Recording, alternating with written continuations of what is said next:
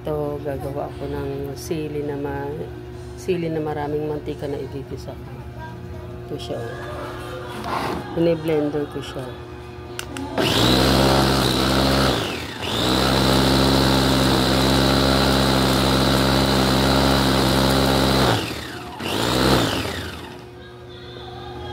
Tapos na.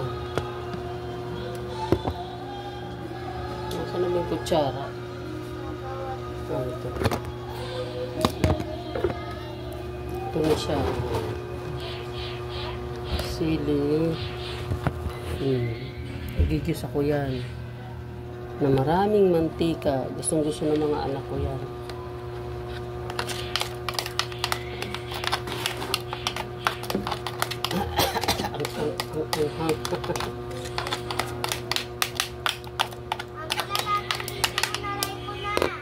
Okay. Maghanda na tayo ng mantika. Ayun na siya. Nakakaubo. Puro sili yan. Okay. Tara natin ang ating kawali. Aray ko, inubo.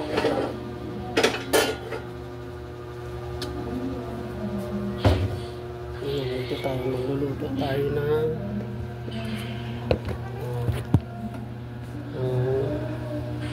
sili.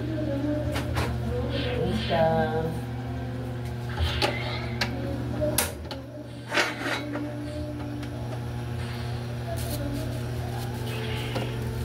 Yan, may ex-house kami. Ayan o. Para yung hindi siya mainit pag nagluluto. Ayan na, mag-iinit na tayo ng maraming mantika. Need kasi nito ng maraming mantika. Ayan. Sobrang dami. Kasi madaling masira pag kulang sa mantika.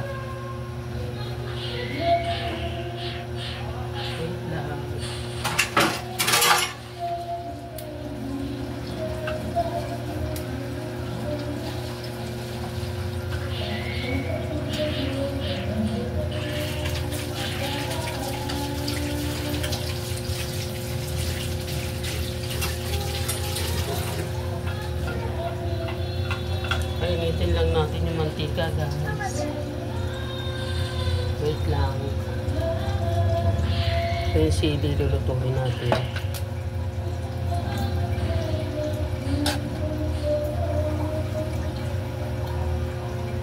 Bukas na tayo sasayaw.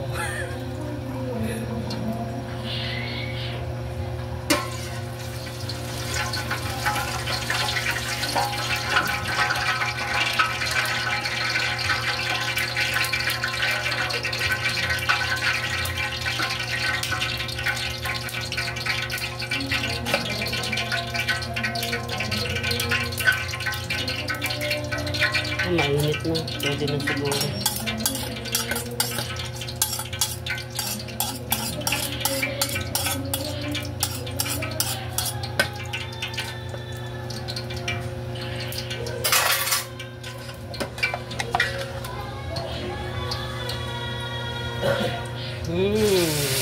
Sarap.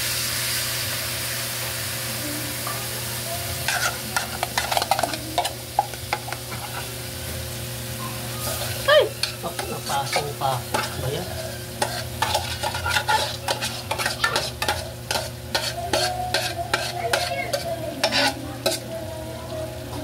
Kutsara.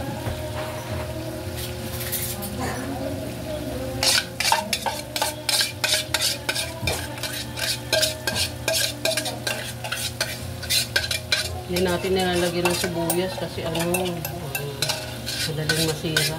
Kaya purong sili lang to, tsaka asin. Wala pa pala itong bechin. Huwag na, hindi na natin lagyan ng bechin. Pag nilalagay namin ito sa suka, tsaka sa toyo, pinakasawsawan. Gustong gusto ng mga anak ko. Mama, luto ka na uli ah.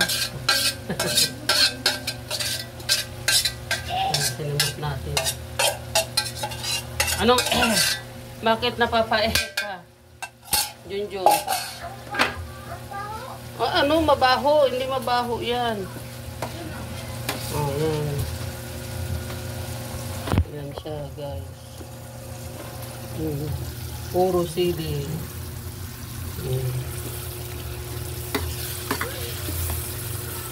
Daming mantika niyan. Siguro mga 20 pesos na mantika yan.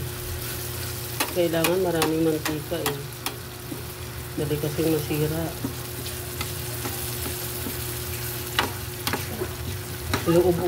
Inuubo sila doon sa taas. Sobrang anghang.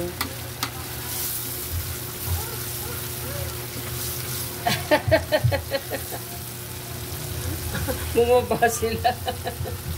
Sa sobrang anghang. Ang anghang, be. Yun. Lutuin natin to kahit mga 5 minutes. Aray ko. Diba yan? Tumatalsik. Kanina pa ako natatalsikan. Wait lang natin. Mayang konti luto na yan. Ang dami, no? Gusto yan ng mga anak ko eh. Nalagay nila pagka may mga isda. Nalagay nila sa suka.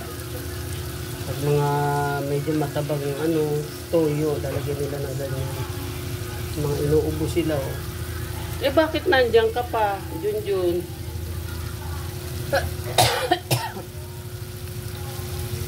Halo-halo na natin. Sili. Uy, hindi pwede. Lulutuin niya maigi. Bumaba ka muna dyan. Ganyan talaga eh.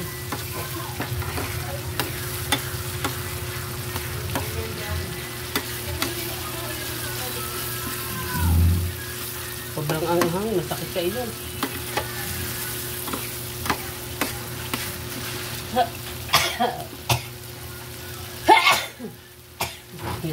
Nating na ako.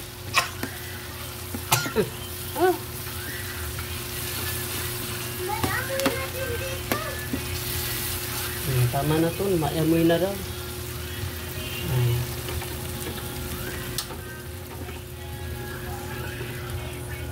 Mamaya na uli ha. Ayan na siya. Ayan. Sili ng ginisa yan. Ayan na siya. Salamat. Bye-bye.